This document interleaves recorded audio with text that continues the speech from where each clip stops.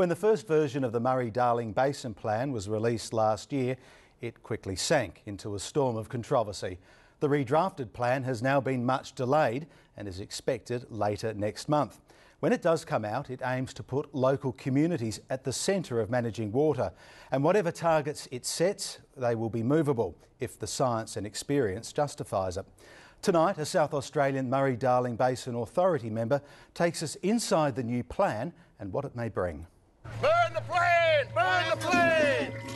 Governments couldn't give a shit about what happens to us people here. We were all very distressed. We really honestly wanted to start engaging with the communities. Is it the intention of the MDBA to bankrupt regional Australia?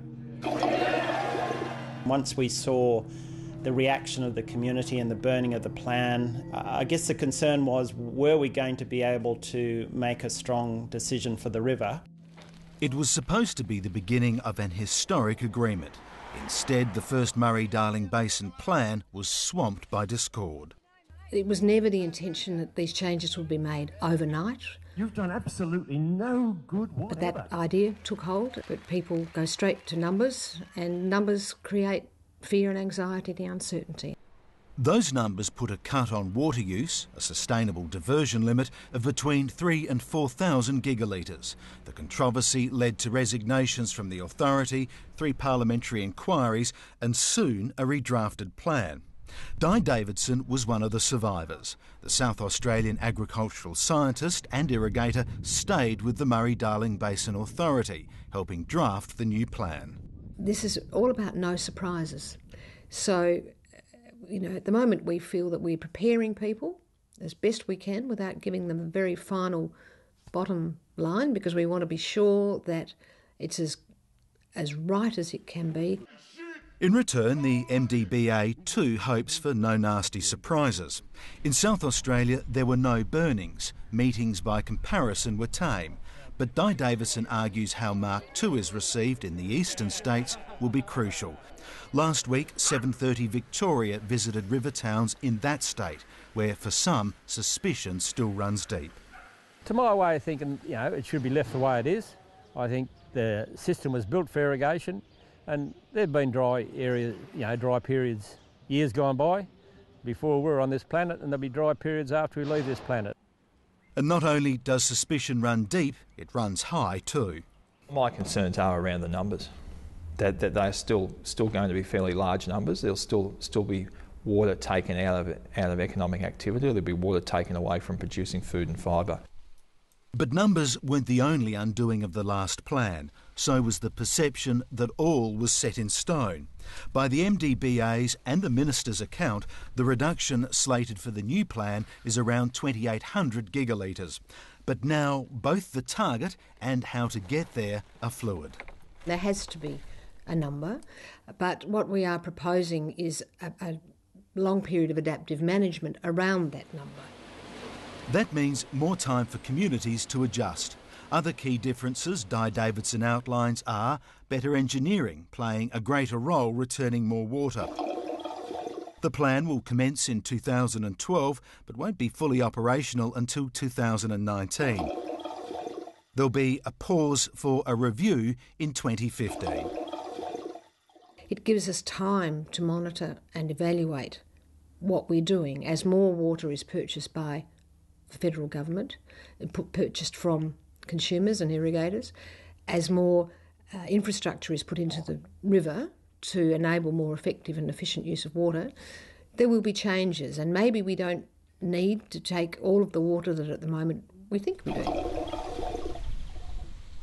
Science, she says, will guide that, and government water buybacks should be capped at half the target amount until after the review. As we monitor and evaluate for the first 3 to 4 years of this plan, we may find that it doesn't need to buy back as much. So we don't want water purchased from people unnecessarily. But a most crucial change is that each of the 23 Murray-Darling Basin catchments will get a local group to manage how their water target use is met. But we want that local input more than anything else. They will need the assistance of the river regulators and the authority, but they will be responsible for making sure that that environmental water goes where it's meant to when it's meant to. They will also be responsible for the balance between, let's say, irrigation and environment, that if they want more to irrigation, they have to find a different way to look after that environment with the amount of water. Localism, as far as locals having input into what occurs in their area, is really great. But I think the key to it is how it's managed. We've got to make sure that there's a really clear, overarching plan for Australia's national water resource, and we can't have higgledy-piggledy bits and pieces all over the place. Riverland orchardist Ben Hazlitt believes this time the MDBA has done a better job not only of talking to people but listening. Still, he's not giving his backing until he's seen all of it on paper. What we've got to do is make sure we explore all the opportunities to best manage that system, and some of that will be with infrastructure, some of that will be with targeted watering, some buybacks, but we need to have a balance. Balance, though, like beauty, is in the eye of the beholder. There will be controversy over what the science says about how much water the river needs. The trouble, according to Professor Richard Kingsford, is there may not be enough science to provide a definitive answer. This is one of the challenges. I don't think we've invested enough in the science over the last 50 years or so. That said, he's not yet convinced by the number of 2,800 gigalitres. I don't think we've seen how a figure of 2,800 has been derived or would be derived, or importantly, how has the Murray-Darling Basin Authority got from the original 3,000 to 4,000 to a lower figure? It's very transparent, and there are one or two things which immediately make a difference. And one is that we're treating the northern and southern basins separately, differently. Although they are connected, as I think we've said before, the sending water down the Darling in the hope that it goes out the Murray mouth is really just that, it's a hope. The plan will face another test, perhaps the hardest of all if it is to become a reality, and that's a fractured and fractious federal parliament. This is it. Should this plan be disallowed in Parliament, then I think it is a very sad commentary on our system.